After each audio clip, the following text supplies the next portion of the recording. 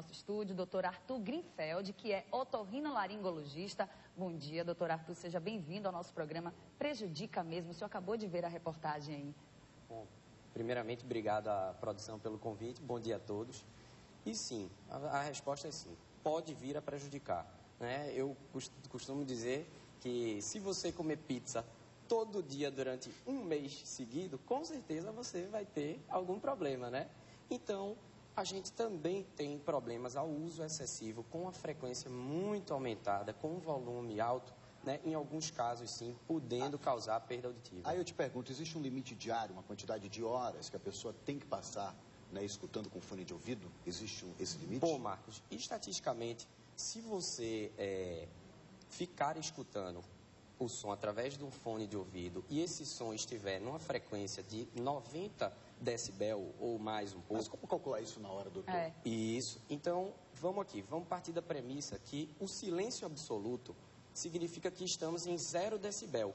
E à medida que isso vai aumentando, por exemplo, 10 decibel corresponde a um som 10 vezes maior, 20 decibel 100 vezes maior e 30 mil vezes maior. Então, só para a gente dar um exemplo, a gente aqui conversando aqui no estúdio, a gente está conversando mais ou menos entre 60 e 70 decibel, né? Se a gente chega a escutar por mais de 5 a 7 horas o fone de ouvido numa frequência de 90 decibel, já podemos, então, ter a perda auditiva sim. Agora, doutor Arthur, a gente viu aí vários fones no ouvido, vários jovens utilizando, essas tecnologias agora cada vez mais em alta. O que prejudica? O que causa? Que tipo de doença? Para quem está em casa agora, eu ouço muito fone alto. O que pode causar? Perfeito. Então, esses tipos de doença, né, que a gente chama de disacusias da audição, que é a famosa perda auditiva. Pode provocar, né? Surdez mesmo? Pode provocar, então, a perda auditiva. Com o uso excessivo, né, como a gente estava conversando, com a frequência aumentada e por mais tempo do que seria preconizado, a gente pode sim, a pessoa pode incumbir, então, numa perda auditiva.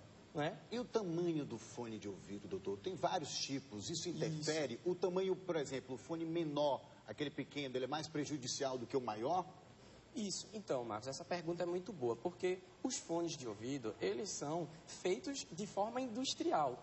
E nós, seres humanos, não, né? Nós, seres humanos, cada um tem, né, um ouvido maior, um conduto auditivo menor. Então, os fones, eles podem, por si só, já causar um certo prejuízo ao introdução dele no canal auricular, que não é o mesmo de todo mundo. Então, só isso já pode haver um prejuízo, sim. Agora, a gente está falando de fone. E se não for o fone? Por exemplo, no carro, aquele som alto, que todo mundo gosta de ouvir, às vezes, som alto. Em casa, som alto também.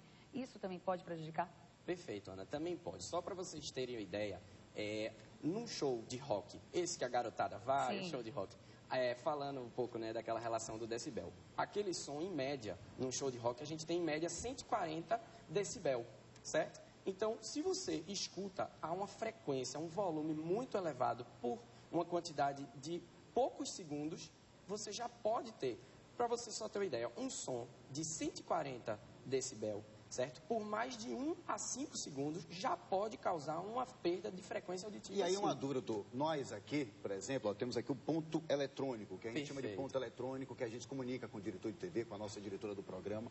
Isso aqui não atrapalha muito não, na nossa vida, principalmente de quem é jornalista. Aí até uma coisa pessoal particular, né? Esses pontos aqui não interferem, porque a quantidade é mínima, né? Pelo menos o tempo de uso, não é isso? Isso, Marcos. Provavelmente, se vocês estiverem usando dentro de uma frequência limite, né, uma frequência padrão, né, e por pouco período do dia, isso não vai lhe causar nenhum transtorno maior não, viu? E qual é a dica para a gente encerrar aqui? Qual é a dica, então, doutor? A dica, então, é aquilo que a gente volta, né, desde o início da entrevista. Nunca fazer nada em excesso. Se você gosta do fone, se o fone ele relaxa, né, é uma prática legal, uma prática bacana, uma prática moderna, né? Então, use com a frequência adequada. E procurar sempre um especialista acima disso. Não adianta se fazer de surdo, não, porque senão pode sim provocar a surdez se não tomar os devidos cuidados. Com certeza. Doutor, obrigado, tá?